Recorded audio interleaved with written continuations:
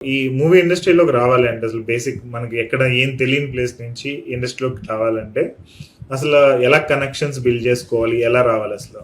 Connections అంటే ఇప్పుడు మేము ట్రై చేసే టైంలో ఈవెన్ మొబైల్ ఫోన్ కూడా లేదు. ఓకే, ఇప్పుడు ఇంకా వెరీ సింపుల్. ఇప్పుడు సోషల్ మీడియా ఉంది, ఎక్కడ క్యాస్టింగ్ ఆర్టిస్టులు కావాలన్నా సరే ఒక చిన్న పోస్ట్తో మనం ఈజీగా పీపుల్స్ని కనెక్ట్ అవ్వడానికి ఛాన్స్ ఉంది. ఏం పెద్ద ఇప్పుడైతే పెద్ద కష్టమేం కాదు నన్ను అడిగితే. ఒకప్పుడు ఒక 6-7 years బ్యాక్ అంటే కష్టమేమో కానీ ఇప్పుడు ఏమీ కష్టం కాదు. ఏంటంటే ప్యూర్లీ మనల్ని క్యాస్ట్ చేసే డైరెక్టర్ పైనే డిపెండ్ అయి ఉంటుంది. అంటే తను మనకు ఛాన్స్ ఇవ్వాలా లేదా, అది ఎట్లా వస్తుంది అంటే మనలో పేషెన్స్ ఉండాలి, హార్డ్ వర్క్ చేయగలుగుతాం అనే నమ్మకం ఎదుటి వాళ్ళకి మనం కల్పిస్తే ఈజీగా గెట్టిన అవ్వచ్చు. అంటే మనకు ఫస్ట్ ఛాన్స్ వస్తుందేమో, దాని తర్వాత ప్యూర్లీ ఇంకా లక్, హార్డ్ వర్క్, పేషెన్స్ అనేది ఇండస్ట్రీలో చాలా ఇంపార్టెంట్. ఇప్పుడు చాలా మంది ఆర్టిస్టులు ఏం చేస్తున్నారంటే, ఇప్పుడు నేనే నా ఫస్ట్ మూవీకి ఛాన్స్ ఇచ్చినప్పుడు అంటే వాళ్ళు సమ్ వర్క్ రిలేటెడ్గా టైం కమిట్మెంట్ అనేది ఉండట్లా.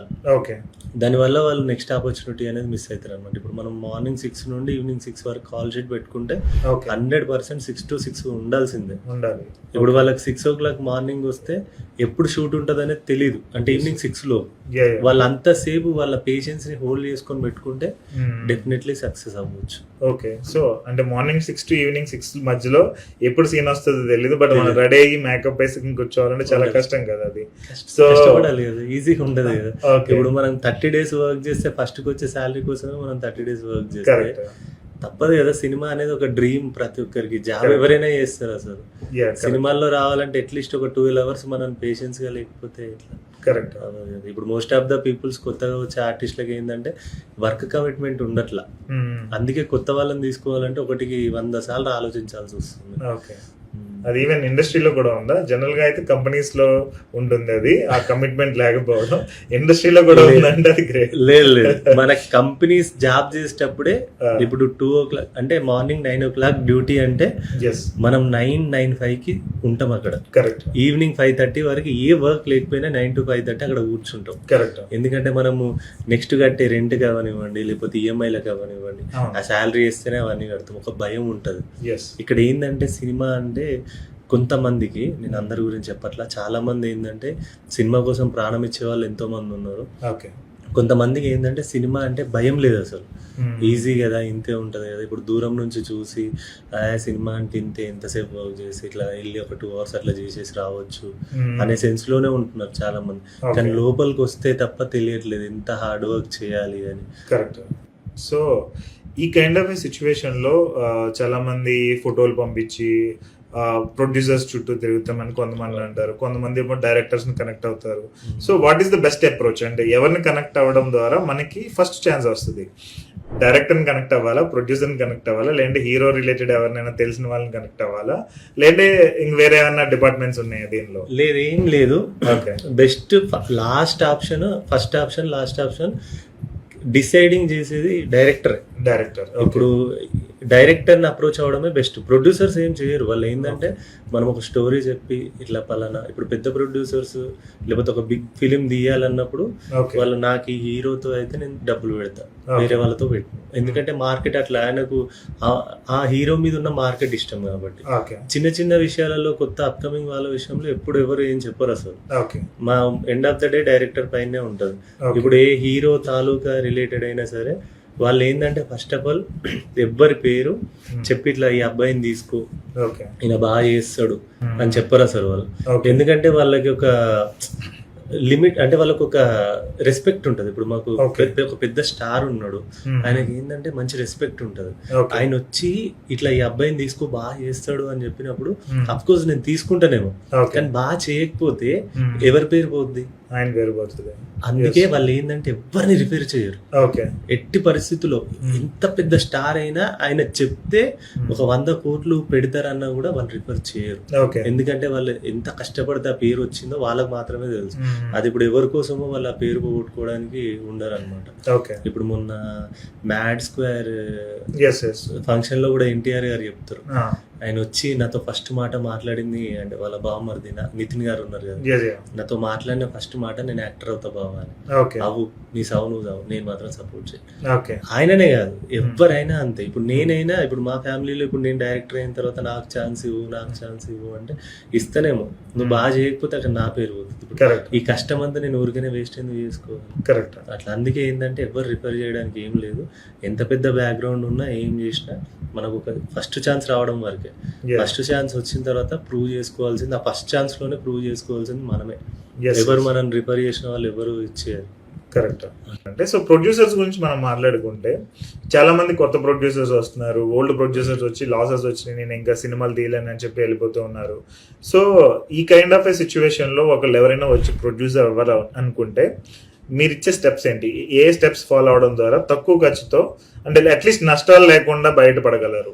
అంటే దీనికి అందరూ ఎక్స్పీరియన్స్ ఉన్న వాళ్ళు, ఇండస్ట్రీని బాగా చూసిన వాళ్ళు చెప్పేది ఒకటే మాట ఏంటంటే ఓకే. ప్లానింగ్ ప్రతి రూపాయి ఎక్కడ కరెక్ట్గా ఉంటే మనకు వర్కౌట్ అవుతుందో అక్కడ మనం మనీ పెట్టాలి. అంటే Correct. ఒక రూపాయికి ఇది ఎట్లా ఖర్చు పెట్టాలి అనేది ఒక పర్ఫెక్ట్ ముందే పేపర్ వర్క్ ఉండాలన్నమాట. ఇప్పుడు అక్కడికి వెళ్ళిన తర్వాత అక్కడ 1 రూపీ వెళ్ళిన తర్వాత అది 2 రూపీస్ ఉంటే అమ్మ అనే అట్లా అవ్వద్దు. అది ప్లానింగ్ ముందే ఉండాలన్నమాట. ఇప్పుడు చాలా మంది కొత్త ప్రొడ్యూసర్స్ దగ్గర కొత్త డైరెక్టర్లను పెట్టుకొని డబ్బులు పోగొట్టుకోవడానికి రీజన్ ఇది. ఇప్పుడు ప్రతి ఒక్కరు స్టోరీ చెప్పిన తర్వాత అసలు బడ్జెట్ ఎంత అంటే 1 CR అంటారు, 2 CR అంటారు, 10 CR, 100 CR. Correct. ఎందుకు దేనికి 1 CR, కరెక్ట్, దేనికి 2 CR, సరే 10 CR దేనికి పెడతావు నువ్వు? అవును. ఇప్పుడు పెద్ద పెద్ద ఆర్టిస్టులు ఆయన ఎంత తీసుకుంటాడో మీకు తెలుసా? ఒక కొత్త డైరెక్టర్ వచ్చి స్టోరీ చెప్తాడు, ఒక 1 CR అయితే సార్ అంటాడు ప్రొడ్యూసర్ దగ్గరికి వెళ్ళి. Okay. ఎవరెవరు ఆర్టిస్టులు అంటే లిస్ట్ ఉండదు. సరే నోటి మీద పలానా హీరో, ఆయన Okay. ఎంత తీసుకుంటాడు నీకు తెలుసా? ఇప్పుడు నువ్వు ఒక సరే 1 CR బడ్జెట్ లో ఒక 20% ఆయన తీసుకుంటాడు అంటే ఓకే. నీకు తెలుసా ఆ విషయం ఆయన ఎంత తీసుకుంటాడు అనేది? తెలియకుండా మనం కమిట్ అయితే మనం అక్కడికి వెళ్తాం. ఇక్కడ మనకి ఏంటంటే బడ్జెట్ 1 CR ఉంది. ఓకే. ఈ 1 CR లో ఆయన మనం 20 అనుకున్నాం, 50 అడిగిండు ఆయన, ఓకే. 40కి వచ్చింది. ఓకే. ఇక్కడ ఎంత పెరిగింది? 20 డబుల్ అయిపోయింది కదా. డబుల్ అయిపోయిందా? ఎస్. ఇక్కడ 100 ఉంది కాబట్టి 40 కదా ఇచ్చేసి ఓకే. ఎంత మిగిలింది? 60. 60. ఈ 60లో మిగతా అని చేసుకుంటూ రావాలి. కరెక్ట్. సినిమా అవ్వలేదు, పైగా ఇంకో 20 ఈ ఎక్స్ట్రా పెరిగిన 20కి ఇక్కడ 21.2 అయింది. సినిమా ఫస్ట్ కాపీ రెడీ అయింది. ఓకే. నెక్స్ట్ ఏంటి? మార్కెటింగ్ మళ్ళీ అన్నిటికి డబ్బులు చాలా అవుతాయి. దాని తర్వాత ప్రమోషన్ దానికి డబ్బులు ఎక్కడ? ఇవన్నిటికి ఉండదు. థియేటర్కి వెళ్ళాలి, Correct. ఓటీటీ ప్రెస్ మీట్ పెట్టాలి, వీటికి డబ్బులు ఎక్కడ? ఓకే. ఇవన్నీ ఏంటంటే తెలియదు అసలు. ఇప్పుడు 1 CR అంటే దేనికి 1 CR? మనం ముందే ఇప్పుడు కనుక్కోవాలి. ఫస్ట్ ఏంటంటే స్టోరీ చెప్పు. ఓకే. స్టోరీ చెప్పి ప్రొడ్యూసర్ని ఒప్పించిన తర్వాత సరే ఇట్లా ఉంటుంది, బడ్జెట్ ఎంత అనేది నేను ఎస్టిమేటెడ్గా చెప్పలేను, Okay. కాకపోతే ఇంతలో వెళ్దాము. ఇప్పుడు ఒక హీరో 20 అడిగితే మనం మన కాళ్ళు పట్టుకొని అయినా సరే 10 ఇద్దాం. ఓకే. 20లో 10 మిగిలితే ఈ 10 తోటి నువ్వు మంచి ప్రమోషన్ చేస్తే ఇప్పుడు ప్రొడ్యూసర్ సేవ్ అవుతాడు. అవును. మళ్ళీ ఇంకోటి వీళ్ళు ఏంటంటే ప్రీ ప్రొడక్షన్ టైంలో ఆఫీస్ తీసేసి ఈ 1 CR లో ముందే ఒక 20-25 lakhs వీళ్ళ ఎంజాయ్మెంట్లకి అయిపోతున్నాయి. ఓకే.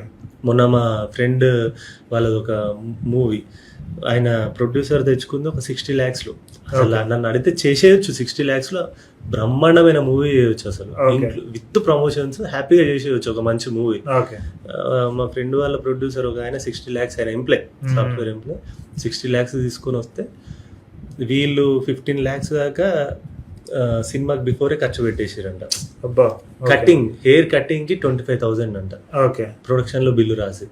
ఓకే. అరే ఆయన డైరెక్టర్ ఓకే. అయ్యి ఉండి 25,000 పెట్టి నువ్వు కటింగ్ చేయించుకుంటే రేపు సినిమాని ఏం బతికిస్తావు? అవును. మళ్ళీ మానిటర్ ముందు మందు పెట్టుకుని ఆడాలి. సినిమాకి రెస్పెక్ట్ ఇవ్వనప్పుడు అది నేను ఏడ కాబడుతుంది? Correct. సినిమా ఎక్కడ ఉంటుంది? సినిమా పోయింది లేదు. దానివల్ల ఏంటంటే ప్రాబ్లం, ఇప్పుడు ఆయన ప్రొడ్యూసర్ 60 లక్షలు చేతిలో పట్టుకొని వచ్చిందే ఖర్చు పెట్టడానికి. అఫ్ కోర్స్ అవును. ఆయన ఒక్కసారి రిటర్న్ పోతే ఆయనతో పాటు ఆయనలాగా 10 మంది రారు. కరెక్ట్. ఇక్కడ 10 మంది కెరియర్లు నువ్వు ఒక్కరిని నాశనం చేస్తున్నావు. అవును. ఎప్పుడైనా ఇప్పుడు కొత్త డైరెక్టర్లు ఎవరైనా ఒక ప్రొడ్యూసర్కి చెప్పేటప్పుడు ఫేక్ కమిట్మెంట్లు ఇవ్వద్దు. ఓకే. అంటే సినిమా ఇంత వచ్చేస్తుంది అంత వచ్చేస్తుంది తెలియకుండా. Yes. ఇప్పుడు 1 CR పెడితే మీకు 10 కోట్లు వస్తాయి, నువ్వు ఒక్కనే పోయి చూస్తే ఏడొస్తాయి? కరెక్ట్. 10 కోట్లు రావాలంటే ఎంతమంది చూడాలి, ఎన్ని అప్లికేషన్స్ ఉంటాయి, సినిమా అనేది ఎంతమంది తెలియాలి. సినిమా బడ్జెట్ ఎంత అయిద్దో చెప్పడం రాంగే, ఓకే దానికి ఎంత వస్తుంది అనేది చెప్పడం కూడా ఇంకా పెద్ద తప్పదు. కరెక్ట్. కొత్తగా వచ్చే ఆర్టిస్టులకు నేను ఒకటే చెప్పాలనుకుంటున్నా, ప్యాషనేటెడ్గా ఉండి ప్యాషనా డిసైడ్ అవ్వండి ముందు. ఎంతవరకు మీరు ప్యాషనేటెడ్గా ఉన్నారో మీరు ముందే చెక్ చేసుకోండి. ఈవెన్ ఆడిషన్స్కి వచ్చేటప్పుడు కూడా ఒక డైరెక్టర్ దగ్గర ఎలాంటి ఆడిషన్ ఇవ్వాలనే మినిమం థాట్ లేకుండా వస్తున్నారు. కొంచెం ముందు ప్రిపేర్ అయ్యి కొంచెం ప్యాషనేటెడ్గా ఉండి ఇండస్ట్రీకి రండి. డెఫినెట్గా ఎలాంటి బ్యాక్గ్రౌండ్ లేకపోయినా సరే మీరు సక్సెస్ అవుతారు. ఎందుకంటే బ్యాక్గ్రౌండ్ లేని వాళ్ళు ఎంతోమంది ఈరోజు సూపర్ స్టార్లు మెగాస్టార్లు అయ్యారు. దాంట్లో మీరు కూడా ఉండొచ్చు. All the best.